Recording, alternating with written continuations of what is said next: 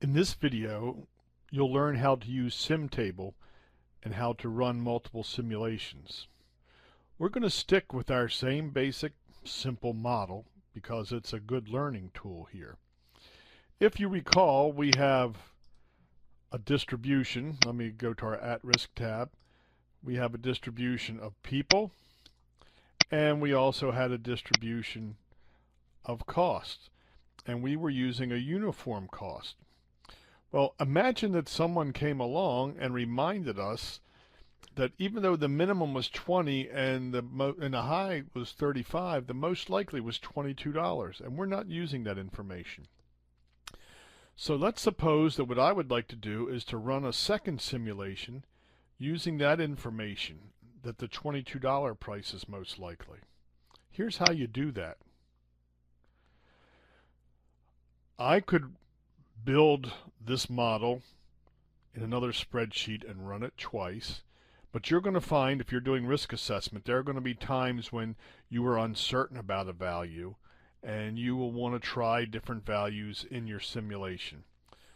So what we're going to do is this. Down here I'm going to put the uniform distribution, risk uniform, 20 and 35, and right beneath it I'm going to put risk triangle, minimum of 20, most likely 22, and a maximum of 35.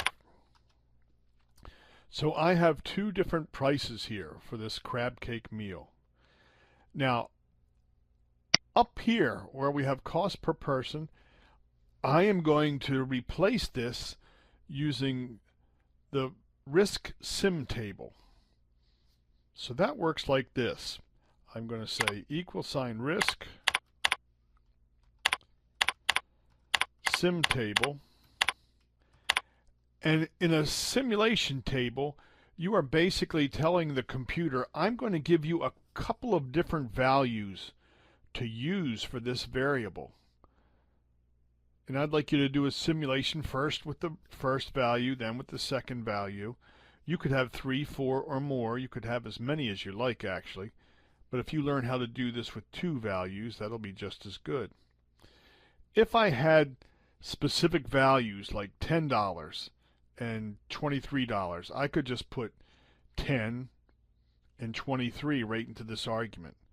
But I want to use the two probability distributions I just indicated. So I'm going to say give me this one, and I use a colon for the next one. So the syntax that you use is put all of the values together in a column somewhere, select the first, type a colon, select the second, select the last. In this case, it would be the second, but if you had 5 or 6, you would just identify the first and then the last. Okay? So now what I have, if we look in here, is I have a sim table, and we have two different values. So that means I'm going to have to run two simulations, one with the first value, one with the second value. I'm using the same distribution here. Now, when I run this, I would like to make sure that the only difference I see is because of the price of the meal and not the number of the people. So if I come on up to simulation settings, we've not opened this in this model just yet. You can see I can put the number of iterations here, the number of simulations here. If you have multiple CPUs, you can enable the use for multiple CPUs.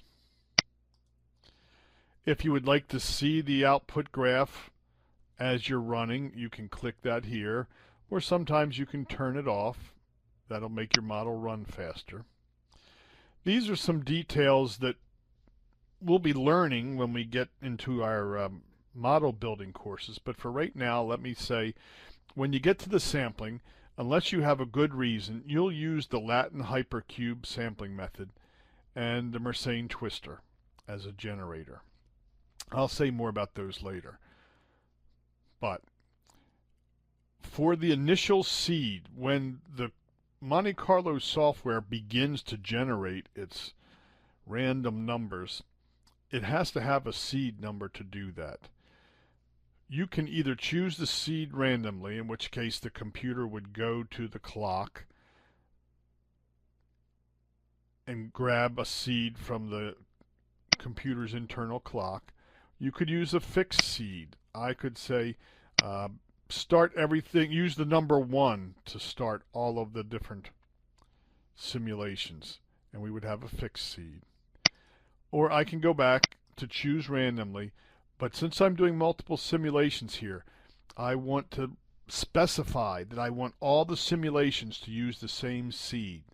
That will assure that I get the same number of people in both simulations. Okay? The other option, of course, is to use different seeds. If I do different simulations with different seeds, then the sequence of the number of people will be different, and so will the cost.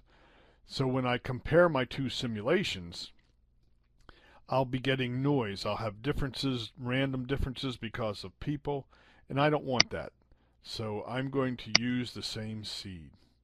And I'm going to click OK now, put my cursor in the output, and now I'm going to run 2 simulations of 1,000 iterations each, and that did not take long. So let me change the look here. I'm going to use graph options, right mouse click on the figure, graph options. I'm going to say please give me the probability density. And it does. Notice up here, this is the total cost for simulation number 1. Simulation number 1 is using the uniform distribution, and I have a minimum of $516, a mean of $1,237. In these icons down here, you're looking for this little icon here with a distribution and the number symbol on it. I click on this, and I can switch from simulation 1 to simulation 2. And I can show all the simulations if I am inclined to do so. And so what I have here, notice that the red simulation has a minimum of 516. The blue simulation has a minimum of 522. The blue simulation has a mean of 1154. The red simulation has a mean of 1237. The blue simulation was developed using that triangular distribution. Recall that I am responsible for any cost over $1,100. When I'm using a uniform distribution, that basically ignores a piece of information that the most likely cost is $22. My assessment results suggest that there is a 66% chance of a cost overrun. When I incorporate that piece of information that the most likely cost per meal is $22, you see the likelihood of an overrun here, now pointing right here, is 56%.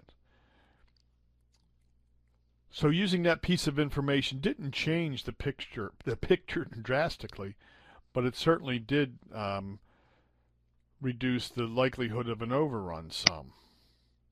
I can also note that the most likely overrun would be $2,100, so that's basically a $1,000 overrun, and that is as compared to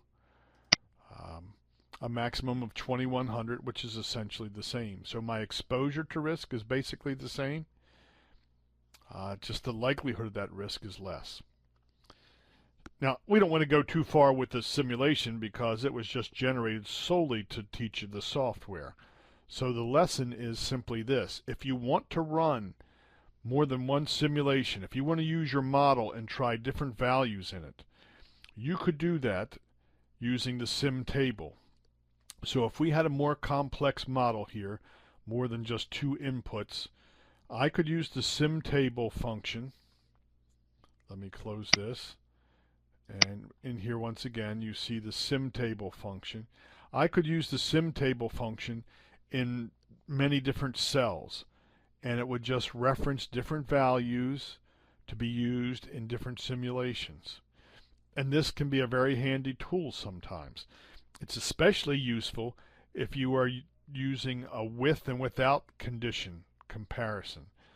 So you'll recall from our risk management course that sometimes if we want to see how effective a risk management option is, we would estimate the baseline risk, and then we would rerun the model with new values in it to simulate what would happen with the risk management option in place.